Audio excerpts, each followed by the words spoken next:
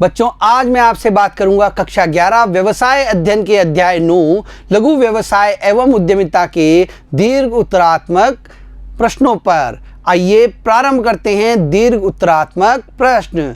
देखिए, इन प्रश्नों के उत्तर हमें विस्तार से लिखने होते हैं और इनको लिखने के लिए कुछ बातों का ध्यान रखना आवश्यक है कि आप किस प्रकार उत्तर को सुव्यवस्थित तरीके से प्रदर्शित करें, किस प्रकार बिंदुओं को अच्छे तरीके से प्रदर्शित करें। इससे उत्तर पुस्तिका मूल्यांकन करने वाला बहुत अच्छी तरीके से आपको अंक प्रदान करता है। आइए देखते हैं, छोटे पैमाने के उद्योग भारत के सामाजिक आर्थिक विकास में किस प्रकार योगदान करते हैं। देखिए, ये जो छोटे पैमाने के उद्योग हैं, इनका हमारे देश के सामाजिक आर्थिक विकास में क्या योगदान है, इसके बारे में पूछा गया है। देखते हैं, भारत के सामाजिक आर्थिक विकास में छोटे पैमाने के उद्योगों का विकास। पहला बिंदु आता है संतुलित क्षेत्रीय विकास। देखिए, जो ये छोटे पैमाने के उद्योग हैं, ये हमारे देश के हर क्षेत्र में स्थापित हैं।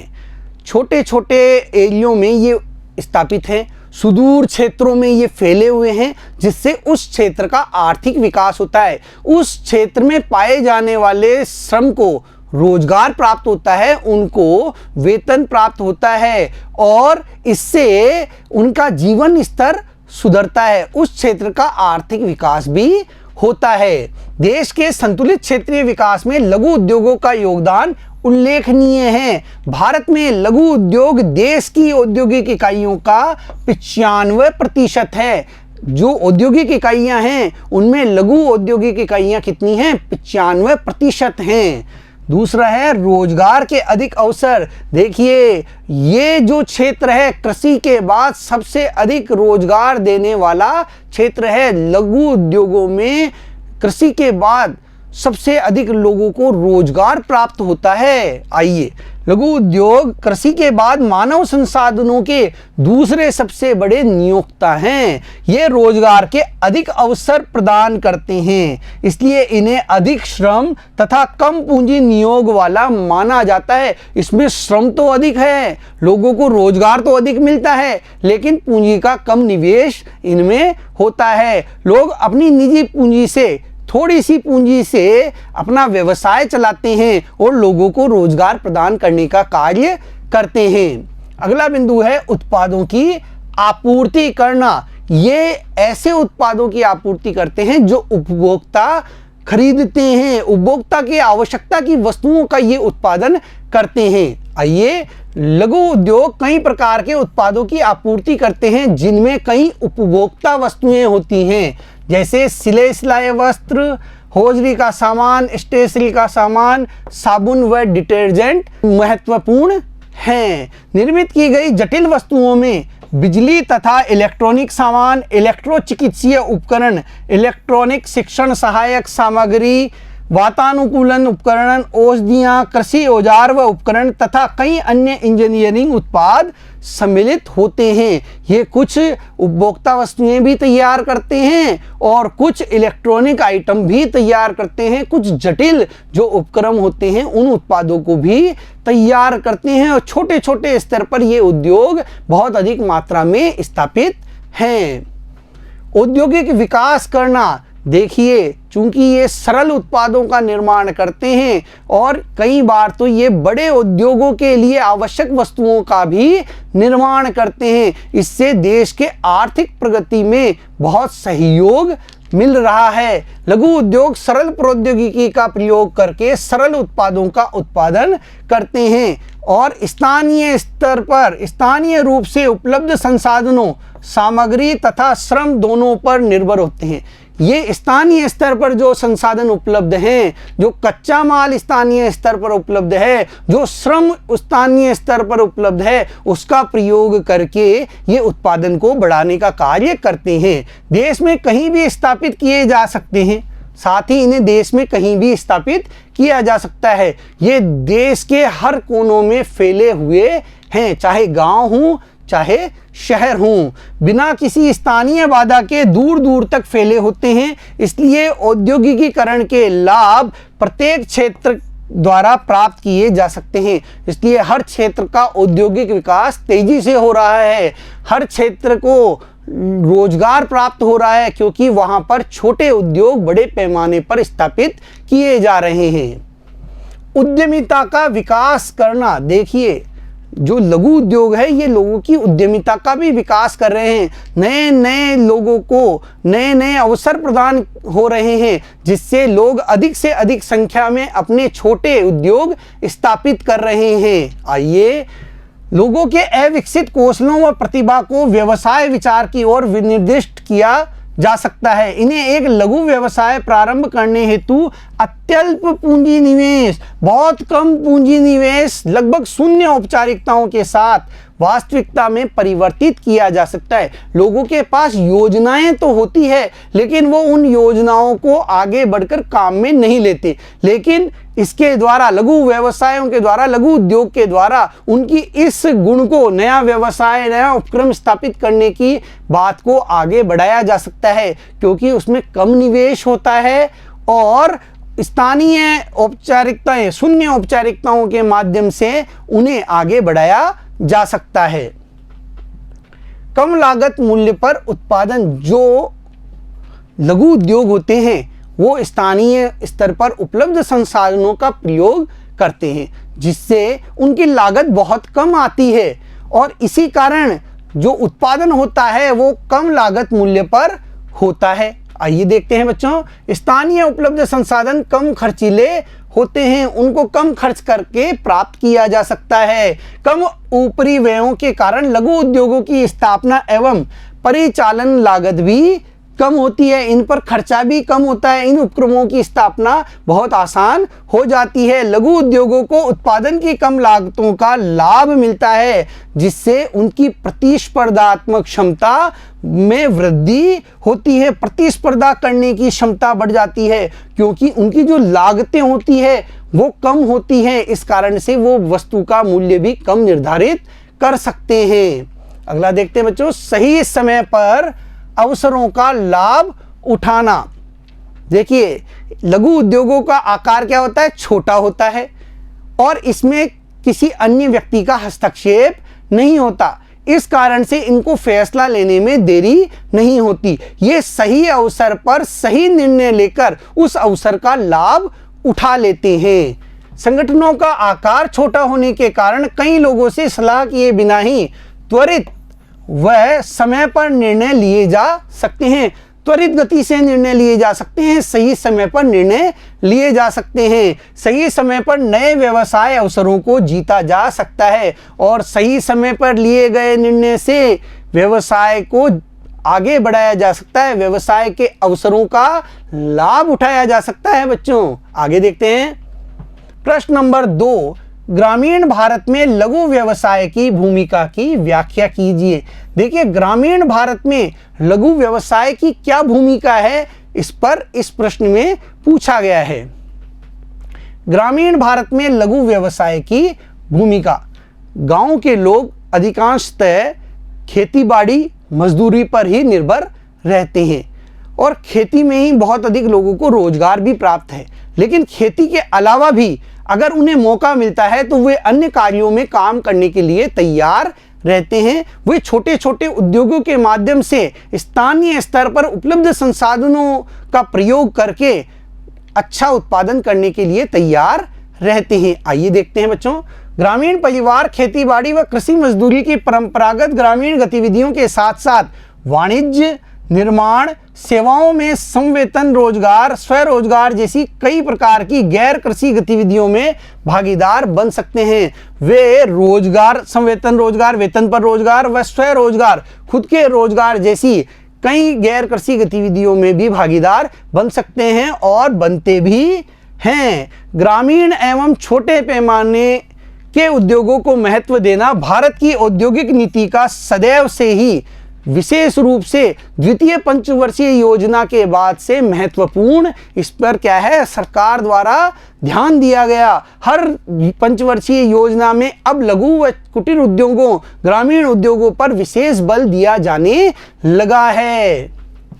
कुटीर व ग्रामीण उद्योग ग्रामीण क्षेत्रों में परंपरागत दस्तकारों तथा समाज के कमजोर वर्गों हेतु रोजगार के अवसर उपलब्ध कराने में महत्वपूर्ण भूमिका निभाते हैं। जो परंपरागत दस्तकार हैं, परंपरागत काम करने वाले जो लोग हैं, जो शिल्पकार हैं, ऐसे लोगों को आगे बढ़ाने में ये मदद करते हैं। साथ ही साथ समाज के कमजोर वर्गों हेतु, समाज का वो वर्ग जिसे पहले आगे बढ़ने का मौका नहीं मिला है, उसको ग्रामीण उद्योगों के माध्यम से आगे बढ़ाए जाने का कार्य किया जा रहा है।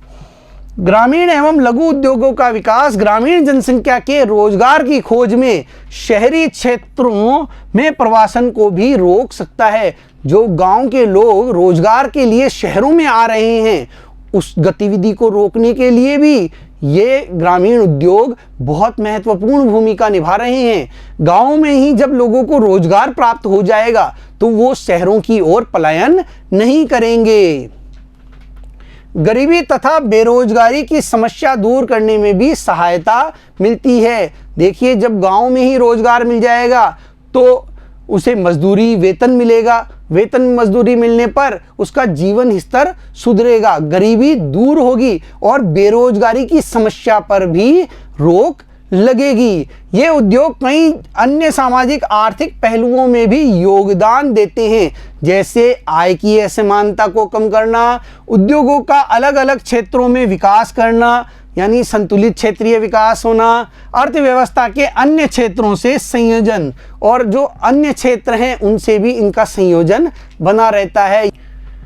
त्वरित औद्योगिक समृद्धि एवं ग्रामीण व पिछड़े क्षेत्रों में अतिरिक्त उत्पादक रोजगार संभावनाएं पैदा करना जैसे उद्देश्यों की प्राप्ति हेतु छोटे पैमाने के उद्योगों को बढ़ावा देना तथा ग्रामीण औद्योगिकीकरण को भारत सरकार द्वारा एक शक्तिशाली माध्यम माना गया है। देखिए, तीव्र और त्वरित औद्योगिक समृद्धि ग्रोथ के लिए ग्रामीण व पिछड़े क्षेत्रों में अतिरिक्त उत्पादक रोजगार संभावनाएं पैदा करने के लिए, रोजगार की संभावनाएं पैदा करने के क्षेत्र में के उद्देश्य से सरकार इस पर बहुत ध्यान दे रही है। इससे तेज गति से औद्योगिक वृद्धि तो हो ही रही है, साथ ही साथ रोजगार की जो संभावनाएं हैं वो भी बढ़ती जा रही है। सरकार लोगों को इस प्रकार के छोटे उद्योग लगाने के लिए प्रोत्साहित करने लगी है। आगे देखते हैं बच्चों, छोटे पैमाने के उद्योगों के सामने आने वाली समस्याओं की चर्चा कीजिए। जो छोटे पैमाने के उद्योग हैं उनके सामने किस प्रकार की समस्याएं आती है?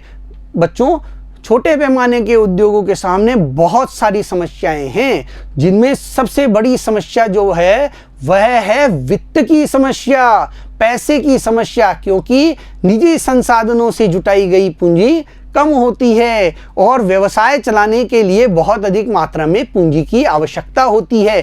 तो यह सबसे बड़ी समस्या मानी जाती है। साथ ही साथ प्रबंधकों की नियुक्ति वो नहीं कर सकते, विपणन का जो कार्य है उनके द्वारा सही तरीके से नहीं किया जा सकता, एवं मशीनरी जो होती है नई नई तकनीक वाली वो भी उनके द्वारा नहीं काम में ली जा सकती। तो ये कई समस्याएं हैं, इनके बारे में विस्तार से देखते हैं। आइए, छोटे पैमाने के उद्योगों के सामने आने वाली समस्याएं। पहली है वित्त संबंधी समस्या।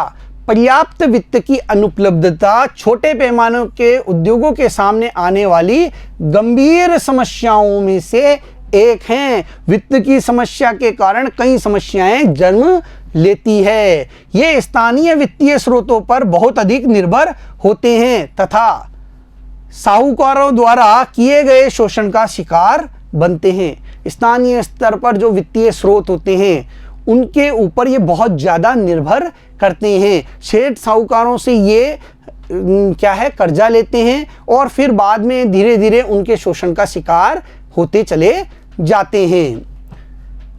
कच्चे माल की समस्या, देखिए यह भी एक प्रमुख समस्या है कि अच्छी गुणवत्ता वाला कच्चा माल इन्हें उपलब्ध नहीं हो पाता। यदि इन्हें अच्छी गुणवत्ता वाला माल खरीदना है तो उसका अधिक मूल्य देना होगा और वित्त की समस्या के कारण यह संभव नहीं हो पाता। इस कारण से इन्हें गुणवत्ता से समझौता करना पड़ता है और इनका उत्पादन जो है वह अच्छी क्वालिटी का नहीं हो पाता है। आइए, यदि आवश्यक मात्रा में कच्चा माल उपलब्ध न हो तो उन्हें गुणवत्ता के साथ समझौता करना पड़ता है। अगर उपलब्ध नहीं हो रहा है कच्चा माल तो गुणवत्ता के साथ समझौता करना पड़ेगा। अच्छी किस्म का माल प्राप्त करने हेतु अधिक मूल्य चुकाना पड़ता है, अधिक मूल्य देना पड़ता है। क्रय किए जाने वाले माल की मात्रा कम होने के कारण इनकी सौदेबाजी करने की क्षमता भी अपेक्षाकृत कम होती है। देखिए, इनको कम मात्रा में माल की आवश्यकता होती है, कच्चे माल की कम आवश्यकता होती है। इस कारण से ये मोल भाव सही तरीके से नहीं कर पाते हैं, और लेन देन जब मोल भाव सही तरीके से नहीं करेंगे तो इन्हें अधिक मूल्य भी देना होगा। यदि इन्हें अधिक मात्रा में कच्चा माल चाहिए तो इन्हें कम मूल्य पर प्राप्त हो जाता है, लेकिन जब कच्चे माल की मात्रा कम होती है तो इन्हें अधिक मूल्य देना पड़ता है, वह इनकी लागत को बढ़ाता है। प्रबंधकीय कौशल का अभाव एकल व्यक्ति द्वारा प्रारंभ तथा प्रचलित किया जाता है, जिससे व्यवसाय चलाने हेतु आवश्यक समस्त प्रबंधकीय कार्य उन्हें ही करने होते हैं, और उनके अंदर जो है प्रबंधकीय कौशल भी नहीं होता। इन्हें देखिए, कार्यालय कार्य भी उसी व्यक्ति को करने होते हैं, प्रबंधक का कार्य भी उसी को करने होते हैं, विपणन का कार्य भी उसी को करना होता है। और ये जरूरी नहीं कि एक व्यक्ति सभी प्रकार के कार्यों को करने में कुशल हो, और नए प्रबंधक और अच्छे प्रबंधक जो होते हैं, पेशेवर प्रबंधक, क्योंकि सेवाएं लेने का खर्च ये उठा नहीं सकते, क्योंकि उन्हें अधिक वेतन, अधिक फीस शुल्क देना होता है। अगला है श्रम संबंधी समस्याएं। देखिए, ये अपने कर्मचारियों को अधिक वेतन देने में समर्थ नहीं होते। इस कारण से कर्मचारी नौकरियां बदलते रहते हैं, कभी एक फर्म में, कभी दूसरी फर्म में, कभी तीसरी फर्म में जाते रहते हैं। इसके कारण से इनको कुशल श्रमिक मिलने की कठिनाई होती है। जब भी श्रमिक आता है उसे प्रशिक्षण देना होता है, उसे ट्रेनिंग देनी होती है, उसके बाद में वेतन अधिक मांगने लगता है तो वह नौकरी छोड़ के चला जाता है। या तो उसे अधिक वेतन दो, अन्यथा वह नौकरी छोड़ देता है। तो यह समस्याएं आती हैं। लघु व्यवसाय फर्म में कर्मचारियों को अधिक वेतन देने का खर्च वहन नहीं कर सकती, जिससे कर्मचारियों की कड़ी मेहनत तथा अधिक उत्पादन करने की इच्छा शक्ति प्रभावित होती है। और जब वेतन अच्छा नहीं मिलेगा, अपनी इच्छा के अनुसार वेतन नहीं मिलेगा, तो कार्य क्षमता भी प्रभावित होगी और काम करने की इच्छा शक्ति भी प्रभावित होती है। इसलिए प्रति कर्मचारी उत्पादकता अपेक्षाकृत कम तथा कर्मचारी आवर्त सामान्यतः अधिक होता है।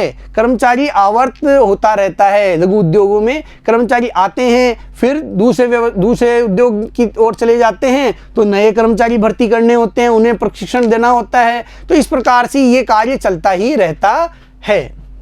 विपणन संबंधी समस्या, देखिए ये बहुत बड़ी समस्या है। विपणन सर्वाधिक महत्वपूर्ण क्रियाओं में से एक है। प्रभावी विपणन हेतु ग्राहकों की आवश्यकताओं तथा अपेक्षाओं की पूर्ण समझ का होना आवश्यक है। यदि आपको अपने उत्पादों को बाजार में अच्छे प्रकार से बेचना है, अधिक मात्रा में बेचना है, तो आपको उपभोक्ता की आवश्यकताओं को जानना होगा, अपेक्षाओं को समझना होगा, और यह विपणन कार्य के द्वारा ही संभव हो सकता है। इसके अतिरिक्त लघु व्यवसाय फर्मों द्वारा प्रत्यक्ष विपणन करना संभव नहीं हो पाता। ये खुद प्रत्यक्ष रूप से विपणन कार्य नहीं कर सकते और ये मध्यस्थों का सहारा लेते हैं, और मध्यस्थ इनको कई प्रकार से लूटने का प्रयास करते हैं। वो इनसे कम मूल्य पर वस्तु खरीदते हैं और उपभोक्ता को अधिक मूल्य पर देते हैं। साथ ही साथ वे इन्हें सही समय पर भुगतान भी नहीं करते हैं, क्योंकि इनके पास आवश्यक आधारभूत सुविधाओं का अभाव होता है। और प्रत्यक्ष विपणन क्यों नहीं कर सकते? क्योंकि इनके पास आवश्यक आधारभूत सुविधाओं का अभाव है। मध्यस्थों का सहारा लेते हैं और मध्यस्थ इन्हें कई प्रकार से नुकसान पहुंचाते हैं। अगला है गुणवत्ता का अभाव। देखिए, कई जो इकाइयां हैं लघु व्यवसाय की, वे गुणवत्ता के मानकों का पालन नहीं कर पाती, क्योंकि इनके सामने कई समस्याएं होती है। ये अपनी लागत को कम करने का प्रयास करते हैं, इससे ये गुणवत्तापूर्ण कच्चा माल नहीं खरीदते और लागत को कम करने पर ध्यान देते हैं तथा वस्तु का मूल्य भी कम रखने की ओर ध्यान इनका रहता है। कई लघु व्यवसाय संगठन गुणवत्ता के वांछित मानकों का पालन नहीं करते, इसके बजाय ये लागत घटाने पर ध्यान केंद्रित करते हैं तथा मूल्यों को कम रखते हैं। ये किसी न किसी प्रकार से अपना खर्चा कम करने का ध्यान रखते हैं, साथ ही वस्तु के मूल्य को कम कैसे रखा जाए इस पर ध्यान देते हैं, गुणवत्ता पर ये ध्यान नहीं देते। उत्पादन क्षमता का पूर्ण उपयोग नहीं। देखिए, ये जो इकाइयाँ होती है, ये इनके अंदर चूंकि विपणन कौशल का अभाव होता है, इस कारण से ये मांग के अनुरूप उत्पादन नहीं कर पाते। इनकी मांग भी कम होती है क्योंकि ये लोगों की आवश्यकताओं और रुचियों को जानने में असमर्थ रहते हैं। विपणन कौशल के अभाव अथवा मांग की कमी के कारण कई लघु व्यवसाय फर्मों को पूर्ण सामर्थ्य शक्ति से कम पर प्रचालन करना होता है। वो अपनी पूर्ण सामर्थ्य शक्ति के अनुसार कार्य नहीं चलाती हैं, जिससे उनकी प्रचालन लागतें बढ़ जाती है, उनका खर्चा बढ़ जाता है। पुरानी प्रौद्योगिकी का प्रयोग। देखिए, जो लघु उद्योग होते हैं ये अब अप्रचलित हो चुकी पुरानी तकनीकों पर चलते हैं। इसके कारण इनकी लागतें तो बढ़ती ही है, साथ ही इनके उत्पादन की क्वालिटी भी अच्छी नहीं होती। लघु उद्योगों के मामले में अप्रचलित तकनीक के प्रयोग को एक गंभीर कमी माना जाता है। यह एक बहुत बड़ी कमी है। परिणाम स्वरूप निम्न उत्पादकता तथा अति व्ययी उत्पादन होता है, बहुत खर्चीला उत्पादन होता है, इससे इनकी लागत भी बढ़ती है। रुग्णता के कारण आंतरिक व बाह्य दोनों होते हैं। देखिए, आंतरिक कारण से भी कोई इकाई रुग्ण हो सकती है, वह बाह्य कारणों से भी रुग्ण हो सकती है। विलंबित भुगतान एवं कार्यशील पूंजी का अभाव, कुशल एवं प्रशिक्षित श्रमिकों का अभाव और प्रबंधकीय व विपणन कौशल सम्मिलित होते हैं। और इन दोनों कारकों के अंदर विलंबित भुगतान का सही समय पर प्राप्त नहीं हो पाना, कार्यशील पूंजी का अभाव होना बहुत महत्वपूर्ण कारक है। साथ ही साथ कुशल व प्रशिक्षित श्रमिकों का अभाव व प्रबंधकीय व विपणन कौशल जो है उसकी कमी होना भी इनके रुग्ण होने का बहुत बड़ा कारण माना जाता है। वैश्विक प्रतिस्पर्धा का सामना। देखिए, इन इकाइयों को अंतर्राष्ट्रीय संस्थाओं से सामना करना पड़ता है। बड़े उद्योगों के साथ साथ इन्हें अंतर्राष्ट्रीय स्तर की कंपनियों का भी सामना करना पड़ता है, उनसे भी मुकाबला करना पड़ता है। लेकिन ये वैश्विक प्रतिस्पर्धा का सामना सही तरीके से नहीं कर पाते। प्रतिस्पर्धा केवल मध्यम एवं बड़े उद्योगों से नहीं बल्कि बहुराष्ट्रीय कंपनियों से भी है, जो अपने आकार तथा व्यवसाय की मात्रा की दृष्टि से अति विशाल होती हैं, जिनका आकार बहुत बड़ा होता है और उत्पादन की मात्रा भी बहुत अधिक होती है। बड़े उद्योगों तथा बहुराष्ट्रीय कंपनियों के गुणवत्ता मानकों, तकनीकी कौशलों, वित्तीय साक्षमता, प्रबंधकीय एवं विपणन क्षमताओं के सामने टिक पाना लघु इकाइयों के बस की बात नहीं है। लघु इकाइयों के लिए यह कार्य कठिन होता है क्योंकि बहुराष्ट्रीय कंपनियां गुणवत्ता के साथ कोई समझौता नहीं करती। उनके पास अच्छी तकनीक होती है, वो अच्छी प्रशिक्षण प्रदान करती हैं अपने श्रमिकों को, हर मशीन पर कार्य करना उन्हें सिखाया जाता है। वित्तीय साक्ष्य उनके पास बहुत अच्छी होती है, प्रबंधकीय अच्छे पेशेवर प्रबंधक उनके पास होते हैं और अपना एक विपणन संबंधित ढांचा उनका खुद का होता है। इसके सामने लघु इकाइयों का टिक पाना बहुत ही कठिन होता है। ISO 9000 जैसे गुणवत्ता प्रमाणन की सख्त अपेक्षाओं के कारण छोटे पैमाने की इकाइयों की विकसित देशों के बाजारों तक सीमित पहुंच रहती है। ये विकसित देशों के बाजारों में नहीं पहुंच पाते क्योंकि इनके पास ISO 9000 जैसी जो प्रमाणक इकाइयां हैं, प्रमाणक तत्व हैं, वो नहीं होते हैं, वो मानक इनके पास नहीं होते हैं। तो ये सबसे बड़ी इनकी समस्याएं हैं। देखिए बच्चों, इनको आप इस तरीके से भी प्रदर्शित कर सकते हो। एक आपने बीच में लिखा, उसके बाद में सभी प्रकार की समस्याएं जो हैं उनको इस प्रकार से प्रदर्शित हम कर सकते हैं और उसके बाद में इनका हम क्या कर सकते हैं, वर्णन कर सकते हैं। ये सभी समस्याएं हमने यहाँ बीच में एक समस्या लिख दी, छोटे पैमाने के उद्योगों की समस्या, और उसके बाद में इन समस्याओं का हमने क्या कर दिया, एक एक करके उल्लेख कर दिया और फिर उसका वर्णन हम करते जाते हैं। आइए अगला प्रश्न देखते हैं बच्चों। छोटे पैमाने के क्षेत्र में वित्त एवं विपणन की समस्या को हल करने हेतु सरकार द्वारा क्या उपाय किए जा रहे हैं? सरकार वित्त की व्यवस्था के लिए क्या उपाय कर रही है, विपणन की समस्या को दूर करने के लिए क्या उपाय कर रही है, इस प्रश्न में हमें पूछा गया है। आइए, छोटे पैमाने के क्षेत्र में वित्त एवं विपणन की समस्या को हल करने हेतु सरकार द्वारा किए गए उपाय। सरकार ने कुछ संस्थाएं स्थापित की है जो कि इस कार्य में इन छोटे पैमाने के उद्योगों का सहयोग कर रही है। राष्ट्रीय कृषि एवं ग्रामीण विकास बैंक नाबार्ड, इसकी स्थापना 1982 में की गई थी। कृषि के साथ साथ ये लघु उद्योगों, कुटीर एवं ग्रामीण उद्योगों तथा दस्तकारों, साख का प्रयोग करने वाले तथा न करने वालों की सहायता करता है। अगला है, ये सलाह एवं परामर्श सेवाएं उपलब्ध कराता है। नाबार्ड छोटे पैमाने के उद्योगों को सलाह भी देता है, परामर्श भी प्रदान करता है। ग्रामीण उद्यमियों हेतु शिक्षण व विकास कार्यक्रम आयोजित करता है, उन्हें शिक्षण प्रशिक्षण के माध्यम से आगे बढ़ने का क्या करता है, कार्य भी करता है। ग्रामीण लघु व्यवसाय विकास केंद्र RSBDC, यह नाबार्ड द्वारा प्रायोजित है और यह सामाजिक तथा आर्थिक अलाभप्रद व्यक्तियों एवं समूहों की भलाई हेतु कार्य करता है। कैसे लोगों की भलाई के लिए कार्य करता है? सामाजिक रूप से पिछड़े, आर्थिक रूप से अलाभप्रद, जिनको समाज और आर्थिक रूप से जो अभी तक कभी लाभ प्राप्त नहीं कर पाए हैं, ऐसे व्यक्तियों के हितों के लिए, ऐसे लोगों के समूहों की भलाई के लिए ये कार्य करता है।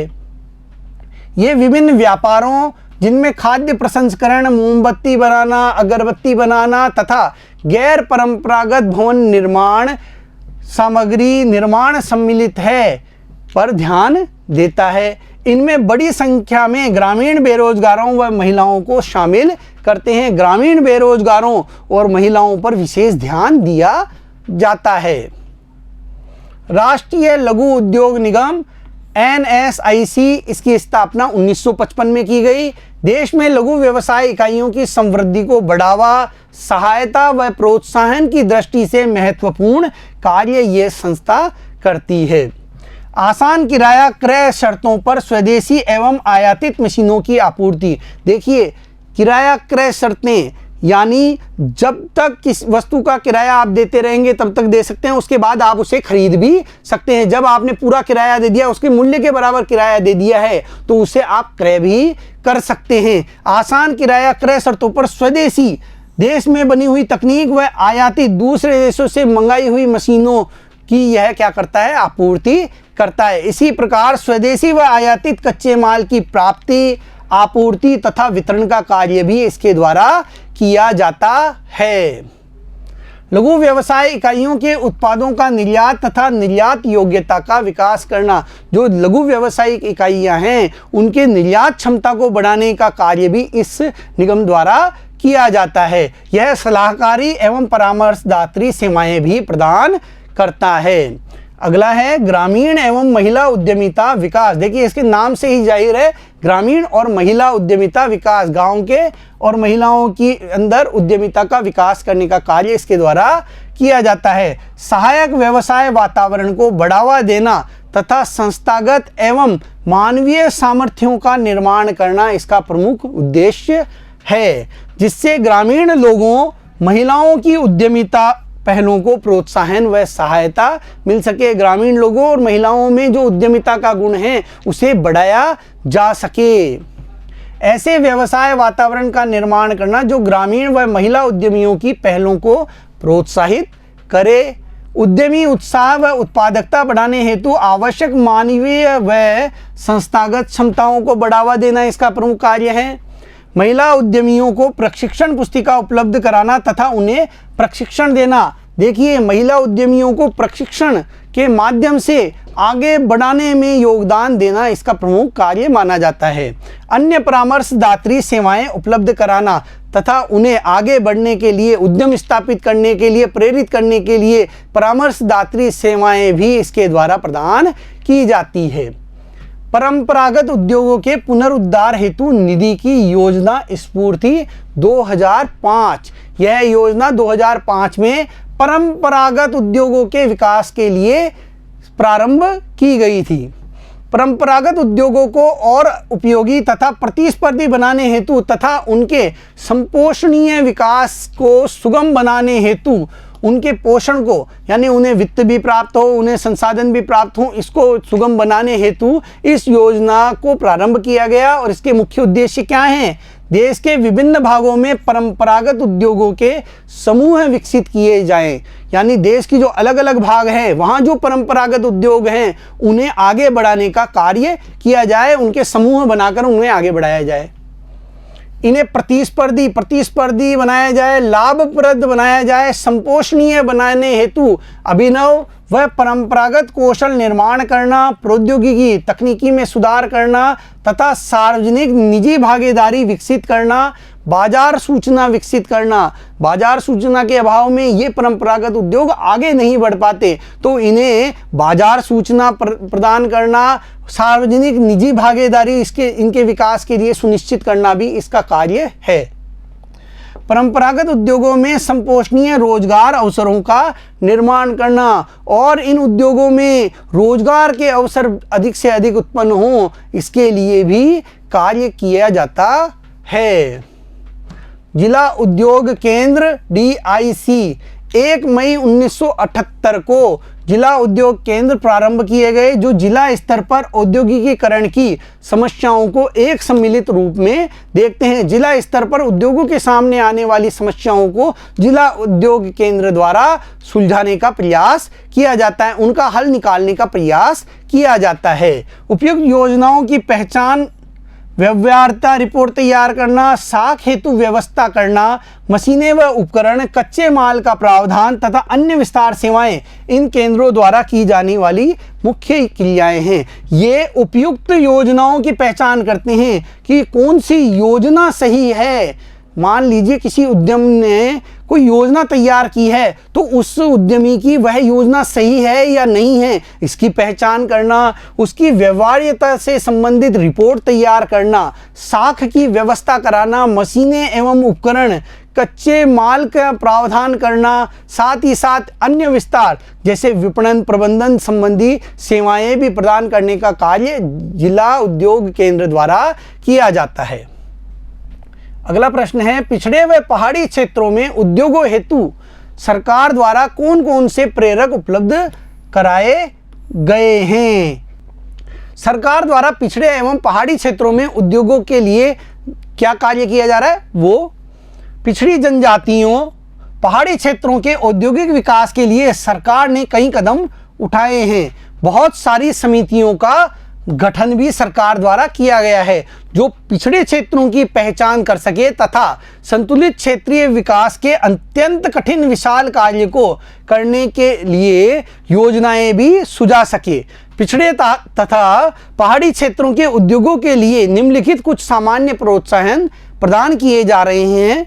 आइए, भूमि पहला कार्य है, जो वहाँ उद्योग स्थापित होते हैं पहाड़ी और पिछड़े क्षेत्रों में, उनको आसानी से भूखंड उपलब्ध हो सके, इसकी व्यवस्था का कार्य सरकार द्वारा किया जाता है कि उन्हें कम शुल्क पर भूमि प्राप्त हो सके, इसकी व्यवस्था। प्रत्येक राज्य अपने यहाँ उद्योग स्थापित करने के लिए विकसित भूखंडों को प्रस्तावित करता है। कुछ राज्य किराए को प्रारंभिक वर्षों में खर्च के रूप में मद में दिखाती है, कुछ इन्हें किस्तों में देने की अनुमति प्रदान करती है। कुछ राज्य किराए पर भूमि उपलब्ध कराती है, कुछ उन्हें किस्तों में देने का प्रावधान करती है।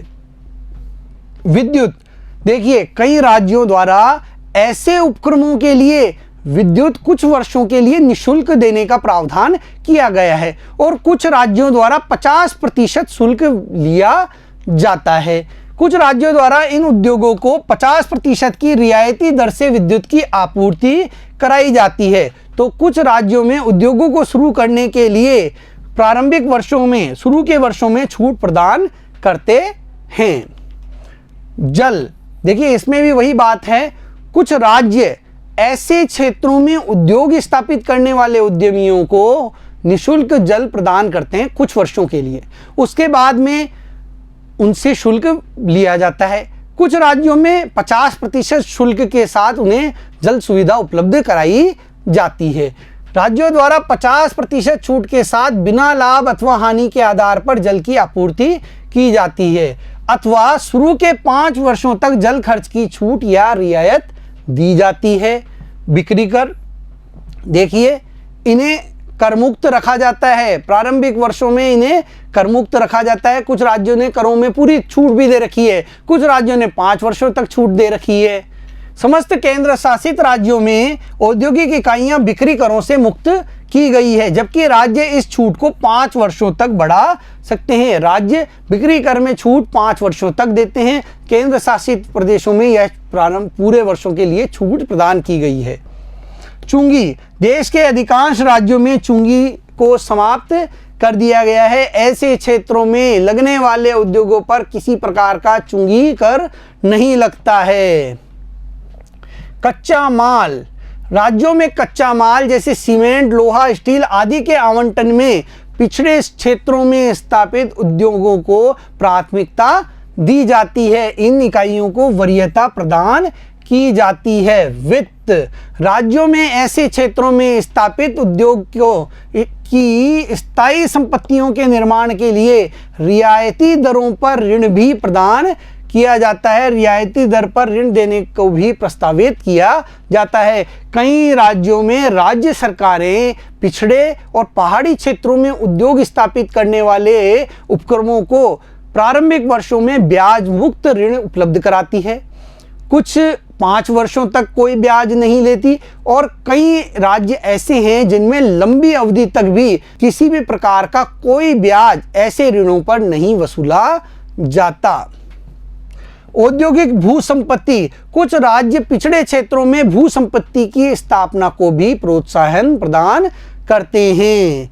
कर अवकाश, जो उद्योग पिछड़े, पहाड़ी तथा जनजातीय क्षेत्रों में स्थापित हैं उन्हें 5 से 10 वर्षों तक कर देने की छूट दी जाती है, जिसे कर अवकाश कहा जाता है। हर प्रकार के करों से इन्हें छूट प्रदान की जाती है। आगे देखते हैं बच्चों, एक नए व्यवसाय को प्रारंभ करने संबंध चरणों की संक्षिप्त व्याख्या कीजिए। जो नया व्यवसाय प्रारंभ किया जाता है उसके कौन कौन से चरण एक व्यवसायी उठाता है, इसमें पूछा गया है। आइए देखते हैं। एक नए व्यवसाय को प्रारंभ करने संबंधित चरण, उपक्रम छोटा हो या बड़ा, उसे प्रारंभ करने की प्रक्रिया के कुछ प्रमुख चरण होते हैं। पहला है अवसरों की खोज करना। उद्यमी को सर्वप्रथम यह खोजना होता है कि वे कौन कौन से अवसर हैं जिनका लाभ उठाने के लिए व्यवसाय की स्थापना की जा सकती है। वे कौन कौन से क्षेत्र हैं जिनमें उद्योग लगाकर वह उसे आगे बढ़ा सकता है। अवसरों की खोज करना पहला कार्य होता है। अवसरों का विश्लेषण एवं मूल्यांकन करना। प्रत्येक अवसर का मूल्यांकन करने के लिए जिन आधारों का उपयोग किया जाना चाहिए वे है अवसरों की उपलब्धता की अवधि। ये जो अवसर प्राप्त हो रहे हैं ये कितनी अवधि के लिए प्राप्त हो रहे हैं, ये अवसर जो प्राप्त हो रहे हैं क्या लंबी अवधि के लिए हैं, तो वह उद्योग के लिए बहुत अच्छे होते हैं। अवसरों का वास्तविक एवं अनुभूति मूल्य और इन अवसरों के अनुसार कार्य करने पर कितना खर्च होगा, वास्तविक व्यय कितना होगा। बाजार मांग एवं बाजार के आकार का आकलन। देखिए बाजार की मांग, बाजार में उस उत्पादित वस्तु की क्या मांग रहेगी और बाजार का आकार कैसा है, कितने बड़े क्षेत्र पर उत्पादित सामग्री बेची जा सकती है, इस चीज का भी ध्यान रखा जाता है। संसाधनों की उपलब्धता और उस अवसर के अनुसार संसाधनों की कितनी उपलब्धता है, इस चीज को भी ध्यान में रखा जाता है। क्षमता व कौशल की उपलब्धता, जोखिम एवं प्रतिफल का आकलन, कितना जोखिम होगा और कितना प्रतिफल प्राप्त होगा, इस बात का आकलन भी किया जाता है। प्रतिस्पर्धी स्थिति का आकलन तथा वातावरण के घटक, प्रतिस्पर्धा कितनी है उस व्यवसाय में, इस चीज का भी पूरा आकलन किया जाता है और यह कहलाता है अवसरों का विश्लेषण एवं मूल्यांकन करना। इन सभी बिंदुओं के आधार पर एक उद्यमी जब नया व्यवसाय प्रारंभ करता है तो वह पूर्ण रूप से मूल्यांकन कर लेता है, उसका विश्लेषण करके अपनी राय कायम करता है कि उसे व्यवसाय प्रारंभ करना है या नहीं करना। प्रारंभिक तैयारियां करना, इस चरण में उद्यमी को जो प्रारंभिक तैयारियां करनी होती है वे हैं उद्देश्यों तथा कार्य क्षेत्र का निर्धारण करना, कि वह किन उद्देश्यों के तहत कार्य करेगा, किस कार्य क्षेत्र को अपनाएगा। उत्पाद या सेवा का चयन करना, वह उत्पादन करेगा या सेवा क्षेत्र में कार्य करेगा, इसका चयन करना। व्यवसाय के आकार का निर्धारण करना, व्यवसाय छोटा होगा, मध्यम दर्जे का होगा या वृहत उद्योग उसे लगाना है, इसका चयन करेगा।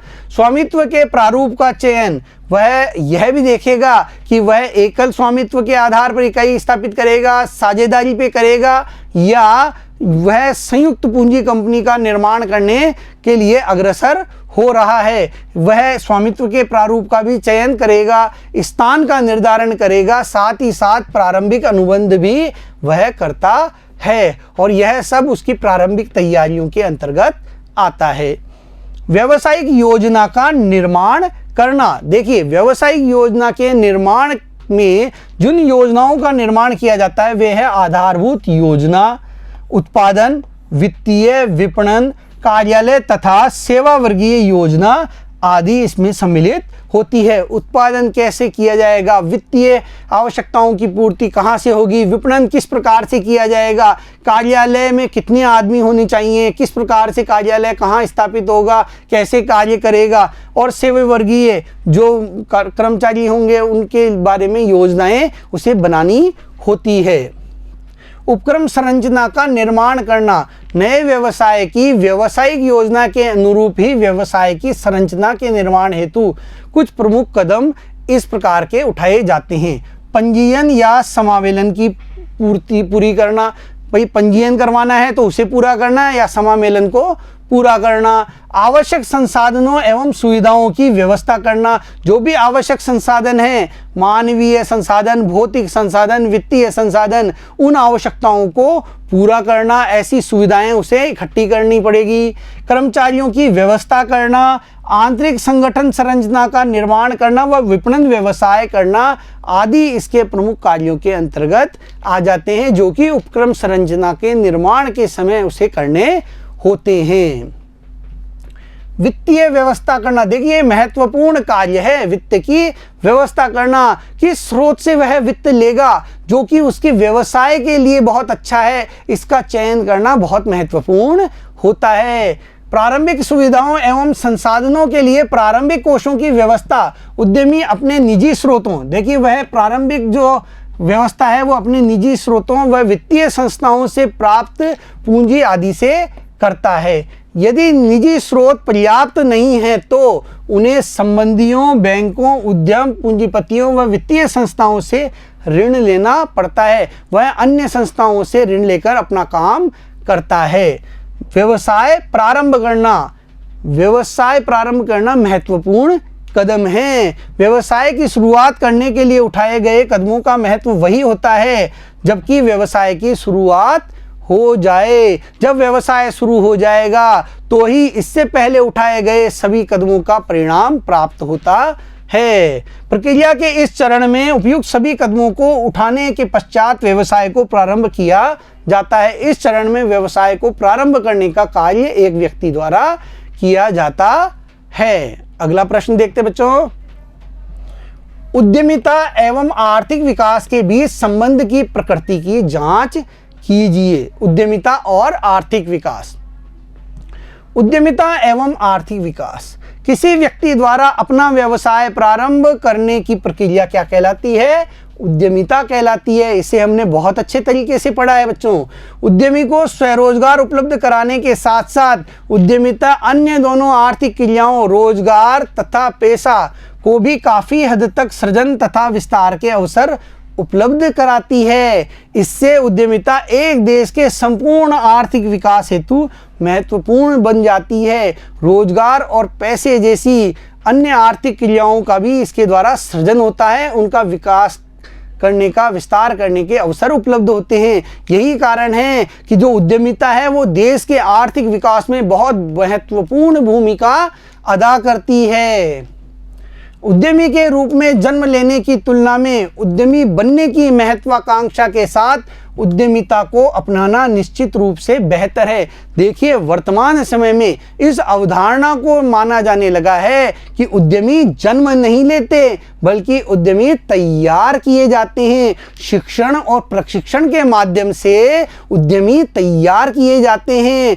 अब उद्यमी पैदा होते हैं, यह अवधारणा नहीं मानी जाती। उद्यमशीलता आवश्यकता को पहचानने, संसाधनों को गतिशील करने तथा उत्पादन करने की एक सुव्यवस्थित, उद्देश्यपूर्ण एवं रचनात्मक क्रिया है। देखिए, उद्यमशीलता क्या है? आवश्यकता को पहचानना और संसाधन जो हैं उनको गतिशील करना, वह उत्पादन करने की एक सुव्यवस्थित प्रक्रिया है। सुव्यवस्थित सतत चलने वाली प्रक्रिया है। निश्चित उद्देश्यों, निजी लाभ प्राप्त करना व समाज हित को ध्यान में रखते हुए यह उद्देश्यपूर्ण कार्य होता है एवं रचनात्मक क्रिया है। उद्यमिता के अंदर नव प्रवर्तन का कार्य किया जाता है। जो नवाचार होते हैं वो रचनात्मक होते हैं, रचनात्मक क्रिया माने जाते हैं।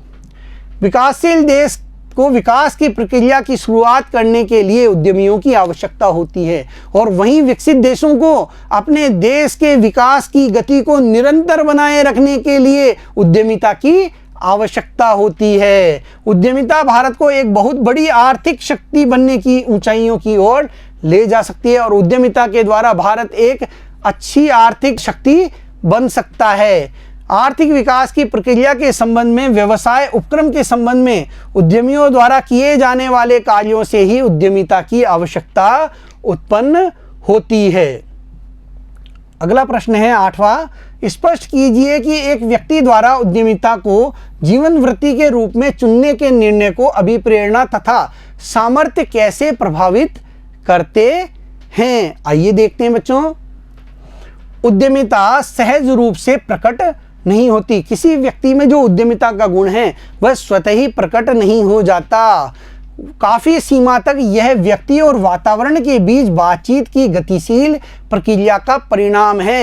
एक व्यक्ति अवसरों की तलाश करता रहता है और जब उसे अवसर प्राप्त होता है, वातावरण के बीच बातचीत की जो गतिशील प्रक्रिया है उसके माध्यम से उसे अवसर मिलते हैं और यह उसके द्वारा वातावरण के साथ सामंजस्य स्थापित करने की गतिशील प्रक्रिया का क्या माना जाता है? परिणाम माना जाता है। अंततोगत्वा जीविका के रूप में उद्यमिता का चुनाव व्यक्ति को ही करना होता है। वह रोजगार प्राप्त करेगा, वह पेशेवर बनेगा या फिर वह अपना उद्यम स्थापित करेगा, इसका चयन व्यक्ति को स्वयं करना होता है। एक व्यक्ति उद्यमिता को जीवन वृत्ति के रूप में ही चुनता है जब उसे इसकी अभिप्रेरणा मिले, वह उसमें इसको चुनने का सामर्थ्य हो। जब व्यक्ति में कोई उद्यम स्थापित करने का सामर्थ्य होगा तभी वह इसे अपने रोजगार, अपने कार्य के रूप में चुनेगा, अन्यथा वह इससे दूर रहेगा। क्योंकि उद्यमिता को जीवन वृत्ति के रूप में अपनाने में सफल होते हैं जिनमें उद्यमिता को अपनाने एवं उद्यमी बनने की अंतः प्रेरणा, आकांक्षा व सामर्थ्य हो। जिनमें अपनी प्रेरणा हो, अंतः प्रेरणा से जो उद्यमी बनना चाहते हैं वही उद्यमी बन सकते हैं।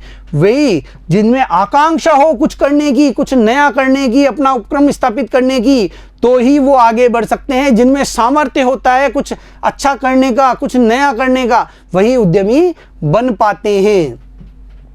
मैकलीलैंड के मतानुसार सफल उद्यमी वे होते हैं जिनमें उपलब्धि की उच्च आकांक्षा या इच्छा पाई जाती है। देखिए, मैकलीलैंड ने क्या कहा? सफल उद्यमी वही होता है जिसमें उच्च आकांक्षा या इच्छा पाई जाती है उपलब्धि प्राप्त करने की। यदि उपलब्धि प्राप्त करने की उच्च आकांक्षा है तो ही एक व्यक्ति सफल उद्यमी बन सकता है।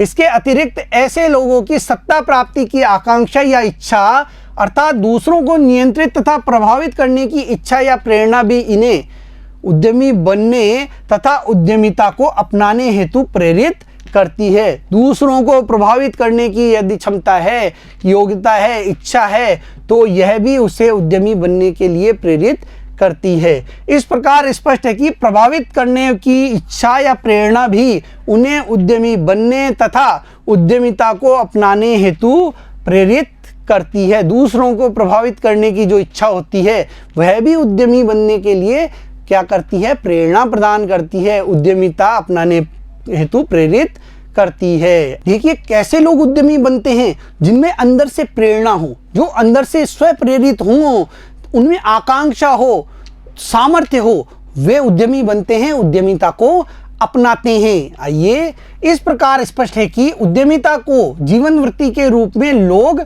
अपना सकते हैं जबकि उनमें उद्यमिता की प्रेरणा या आकांक्षा और सामर्थ्य उत्पन्न करने वाले घटक सक्रिय हों। जब उनमें ऐसे घटक सक्रिय हों जिनसे उन्हें प्रेरणा प्राप्त हो, उनमें सामर्थ्य उत्पन्न हो, उनकी इच्छा हो, उनकी आकांक्षा बढ़े, तभी वो उद्यमी बन सकते हैं। ऐसे लोग ही अपने लक्ष्यों के प्रति समर्पित होते हैं।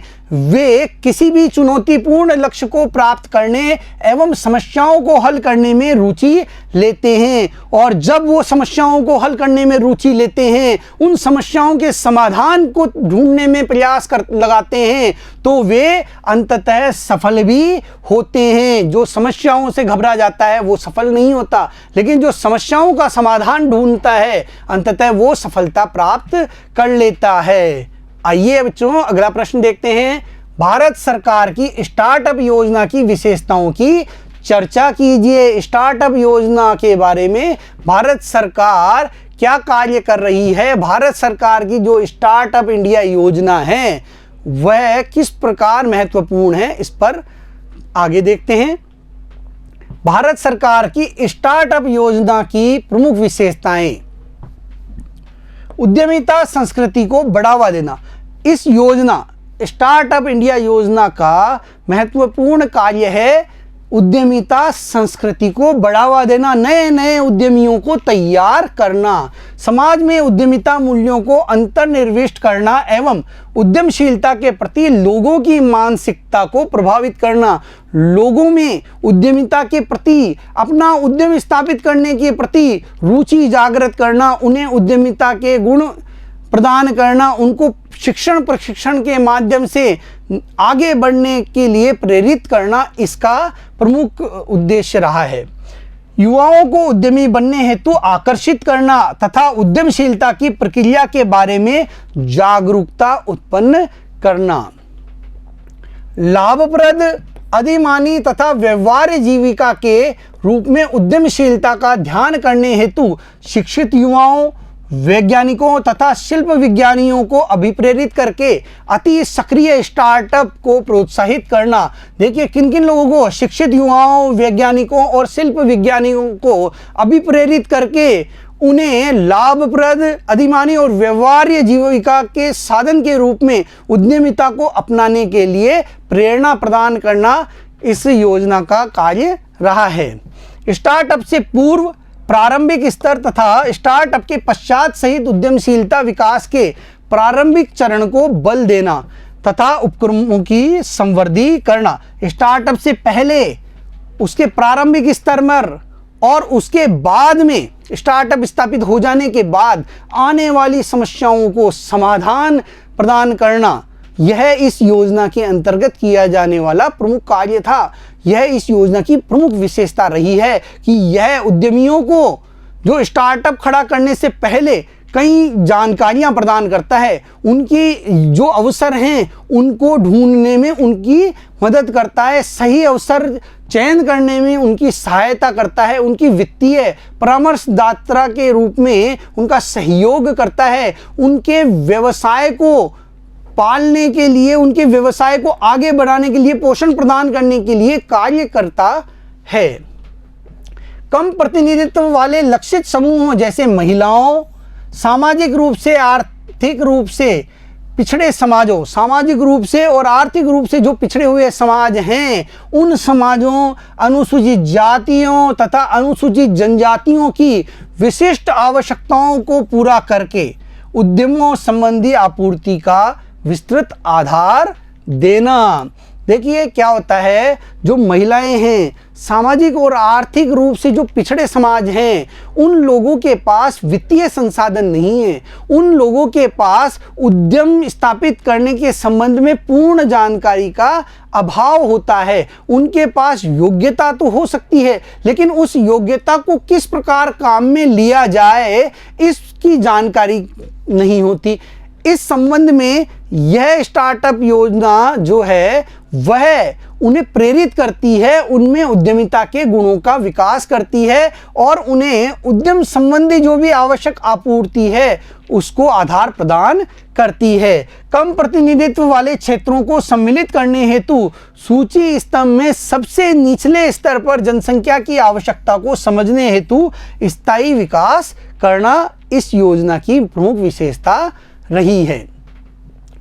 अगला प्रश्न है, प्राज्ञ संपत्ति अधिकार की व्याख्या करें, इसके विभिन्न तत्वों को विस्तार से बताइए। जो प्राज्ञ संपत्ति अधिकार हैं, इसके विभिन्न तत्वों के बारे में यहाँ पूछा गया है। देखिए, बौद्धिक संपदा अधिकार किसी व्यक्ति द्वारा अपनी बुद्धि के आधार पर जो रचना, जो कलाकृति, जो कोई डिजाइन तैयार की जाती है वह प्राज्ञ संपत्ति होती है और उसको कहीं पर रजिस्टर्ड करवा लेना प्राज्ञ संपत्ति अधिकार माना जाता है।